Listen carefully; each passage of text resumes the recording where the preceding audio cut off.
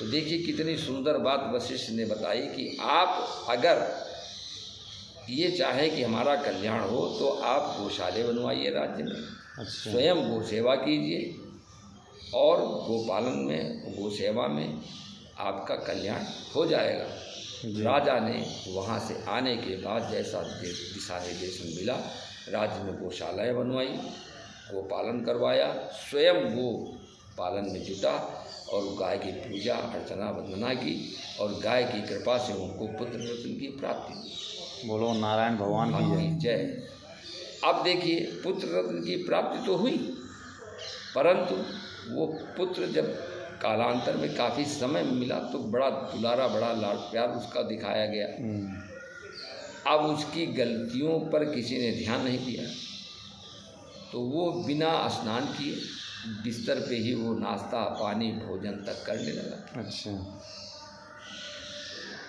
अब उसकी इस गलती का परिणाम क्या होता है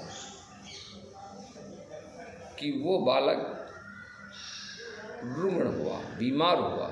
अच्छा। और कोई भी डॉक्टर वैद्य हकीम उसको बीमारी से निजात न दिला सके और वो गोलोक धाम को चला गया। अब राजा को बहुत चिंता हुई, तो उन्होंने संन्यास लेने का विचार बना लिया और संन्यास लेने के विचार के बाद में वशिष्ठ जी के पास में ही जाके वो अपने भतीजे को राजगद्दी दे करके चले जाते हैं जी।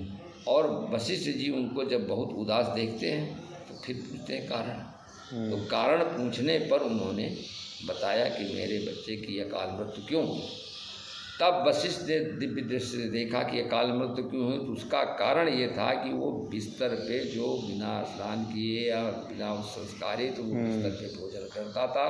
तो बिस्तर में नाना प्रकार के, एक तो वैज्ञानिक कारण बताया वशिष्ठ जी ने कि नाना प्रकार की बैक्टीरिया रहती है जी। वो बैक्टीरिया आपके भोजन में, मुंह में, हाथ में जा कर के वो सब जो कर देती है, आपको रुग्ण कर देती है, आपका शरीर रुग्ण हो जाता है।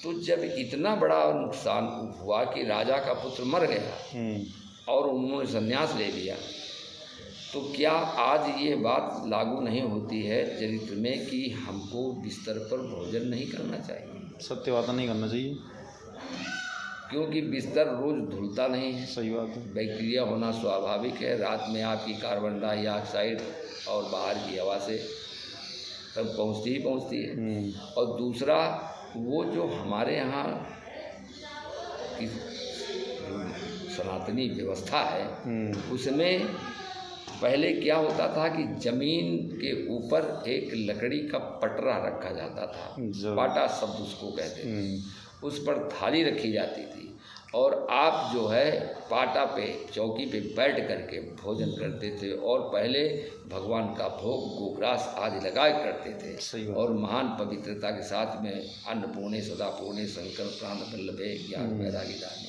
शंकर जी ने उदर पूर्ति के लिए माता अन्नपूर्णा से भिक्षा मांगी है जी।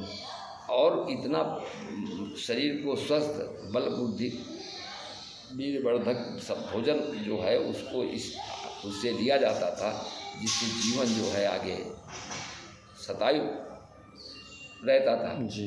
अकाल मौत नहीं होती थी, लोग बीमारी के से बचे भी रहते थे। लेकिन इतना सब होते हुए भी लोगों को इस बात का ज्ञान है कि हम गलती कहाँ से कर रहे हैं। तो हम सनातनी पद्धतियों को भूल करके हम पाश्चात्य प्रणाली के आधार पर आ रहे हैं। सही बात है। आज जो है वो खान पान में हमको सनातन के बताए हुए मार्ग को बिल्कुल भूल जाना ही मतलब जो है स्वीकार है, जानना ही नहीं है। अगर कोई कहता है तो लोग उसको बुरा मानते हैं। सही बात।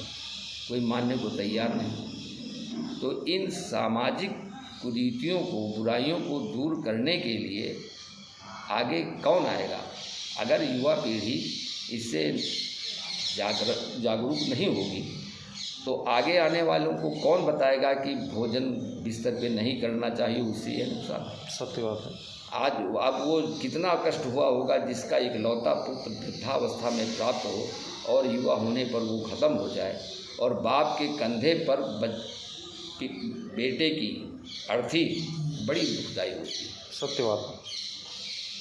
तब जा कर के जो है वशिष्ठ ने उनको अपना आगे का मार्ग सन्मार्ग में रहे निश्चित किया और ईश्वर चिंतन में लगाया और आगे चल कर के उनको जो भी रास्ता बताया और मोक्ष का रास्ता रहा जी।